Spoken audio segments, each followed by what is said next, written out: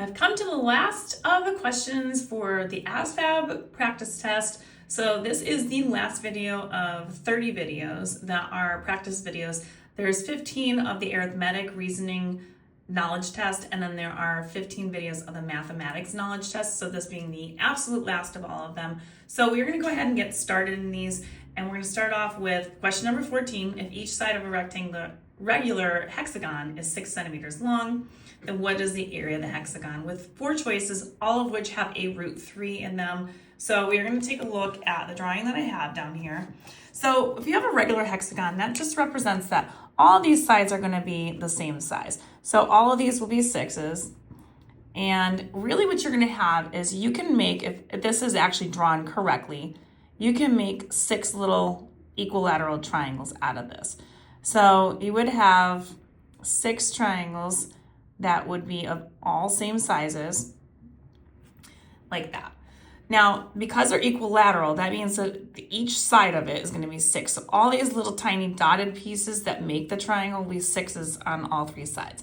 So if I was to try to figure out the area of just one of them, what I would have to do is basically find out what the altitude is, or the height of it. So I need to figure out the height of the small triangle. As you can see, I'm just going to blow this up so you can see it. So you're really going to find the area of this right here, or you could find the entire thing, but we're going to find out what the height is first. And we'll use the Pythagorean theorem to do that. Now, if the entire thing here is 6, then I'm trying to find out this. That means that this is going to be 3 and that's going to be 3. So each of these little smaller pieces will be 3 and 3. So this piece will be 3.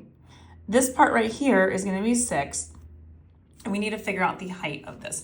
So what we're going to do is use the Pythagorean theorem. Now, obviously, this is going to be your hypotenuse because this is going to be where the right angle is. So we're going to use a squared plus b squared equals c squared. And the c squared is going to be the 6 because that's the hypotenuse. And we're going to do b squared. We're going to not know what that is. And then we're going to use 3 as the a squared. Again, if you are concerned about which one is, it doesn't really matter which leg you represent, the a or the b. I usually just put the missing piece as b. It totally doesn't matter as long as you know how to identify the hypotenuse. That's really the important part on this. And so this is going to be 3 squared, which is 3 times 3, or 9. B squared, and then 6 squared is 6 times 6, which is 36. So we would want to get rid of the 9 on both sides. So we have b by itself. Now, when we do that, the 9s are going to be gone all together, and we're left with b squared. But b is not 100% just by itself just yet. So we do need to do opposite operations, which is the square root of both sides. Now, the b is now going to be by itself.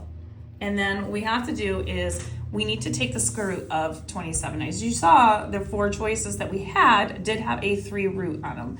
Now, when you're extracting a square root from something that is not a perfect square, there's plenty of videos on how to do this in my playlist of roots and exponents. So if you need to check out some more of those, feel free to go back and check those videos out. But when you're doing extracting roots, you're trying to find the biggest perfect square that goes into that. So there's only a few factors that go into 27, one of which being 3 and one of them being 9. And 9 is a perfect square. So 9 square root of 9 times the square root of 3 will get you 27, because 9 times 3 is 27. They both have to have square roots on them to begin with. Now, because 9 is a perfect square, that reduces down to 3, because 3 times 3 is 9. So the height of this is reduced down to 3 square root of 3. So again, the 3 we can't do anything with, but the 9 we can change down and simplify that. So that is the height of this triangle. So if we go back here, this is what the height is right there. So there's the 3 dimensions for that. Now, we were asked to find out the area of the hexagon. This is only one of the little squares here, or one of the little triangles. So what I want to do is find the area of one full triangle, and then I'll take that answer and multiply it times 6. So the full triangle is a base of 6. So we're just going to kind of, now that we've got this information, here's the big triangle. So we know that the base was 6. We now know the height of it, which is 3 root 3.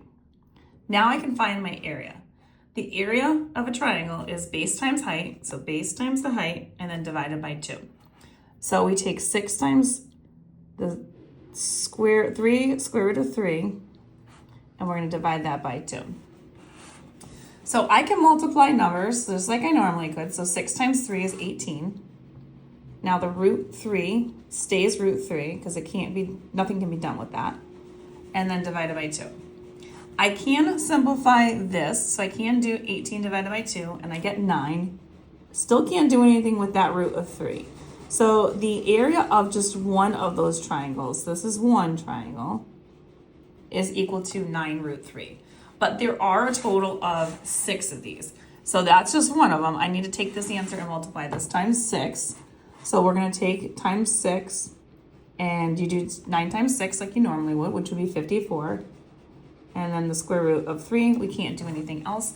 So that would be your answer for that one. And if you look at the answer choices, you can see that B would be your answer.